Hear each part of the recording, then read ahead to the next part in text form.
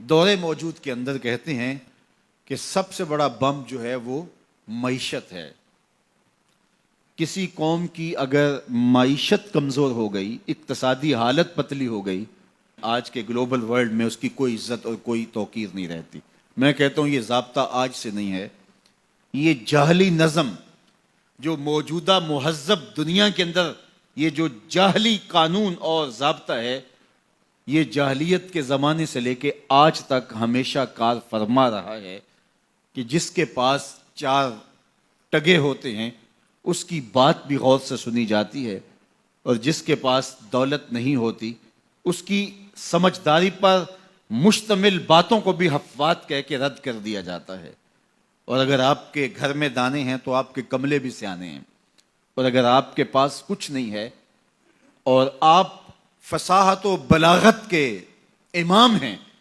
تو آپ کی بات کی کوئی اہمیت نہیں ہے۔ عربی کا ایک شعر ہے کہ فصاحت و صحبان و خط و ابن مکلا و حکمت و لقمان و زہد و ابن ادہمی اذا اجتمعت فی المرء والمرء مفلس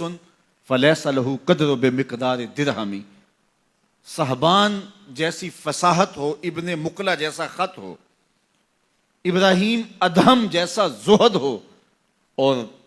لقمان جیسی حکمت ہو، اور یہ ساری چیزیں ایک وجود میں جمع کر دی جائیں، یہ ساری خوبیاں ایک شخص میں جمع ہوں، والمرء مفلس،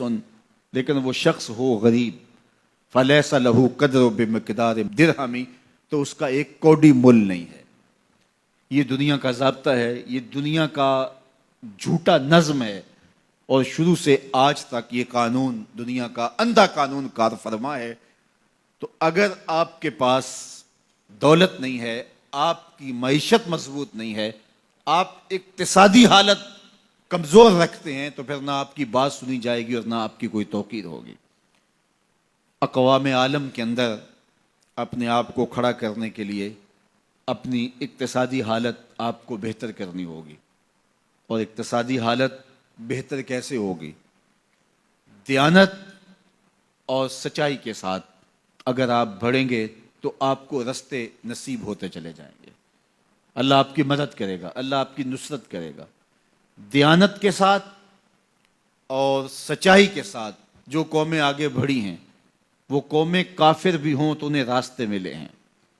اور دیانت اور سچائی کو جن قوموں نے چھوڑا ہے، چاہے وہ تہجد گزار بھی ہوں، انہوں نے راستے مسدود پائے ہیں، راستے بند پائے ہیں۔ اس لیے یہ اللہ کا ضابطہ ہے، اللہ کا قانون ہے کہ اللہ جل شانہ اپنے طے شدہ اصولوں سے انحراف نہیں کرتا۔ تو اگر ہم چاہتے ہیں کہ ہم آگے بڑھیں تو ہم سب کو دیانت کے ساتھ، سچائی کے ساتھ آگے بڑھنا ہوگا۔ جن قوموں کے اندر خیانت آ جاتی ہے، وہ خیانت کسی بھی رنگ اور کسی بھی روپ میں ہو، وہ قومیں کبھی بھی آگے نہیں بڑھ سکتی، وہ قومیں پیچھے رہ جاتی ہیں۔ اور جو قومیں سچ کی بجائے جھوٹ کو فن سمجھ لیتی ہیں اور وتیرہ بنا لیتی ہیں، وہ قومیں بھی برباد ہو جاتی ہیں اور اپنی عزت کھو دیتی ہیں۔ آج دنیا کے اندر اگر ہم نے عزت کو حاصل کرنا ہے تو ہمیں دیانت اور سچ کو تھامنا پڑے گا۔ میں یہاں بیٹھ کے یہ بات کر رہا ہوں، میری بات آپ تک اور سوشل میڈیا کے ذریعے کچھ لوگوں تک تو پہنچ سکتی ہے، لیکن میں اس کے باوجود یہ بات اس لیے کر رہا ہوں، کم از کم جو میرے حصے کا کام ہے اس سے تو میں عہدہ برا ہو سکوں، اور آپ بھی اپنے حصے کے کام سے کبھی بھی غافل نہ ہوں۔ آج ایک مزدور جو 8 گھنٹے کام کرتا ہے، اس کے سر پہ مالک کھڑا نہ ہو تو وہ خیانت کرے، تو اسے سوچنا چاہیے کہ اس نے اللہ کو جواب دینا ہے،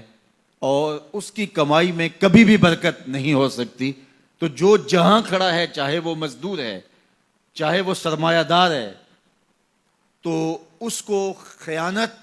اور جھوٹ کے ساتھ آگے نہیں بڑھنا ہوگا، بلکہ اس کو دیانت اور سچائی کے ساتھ آگے بڑھنا ہوگا۔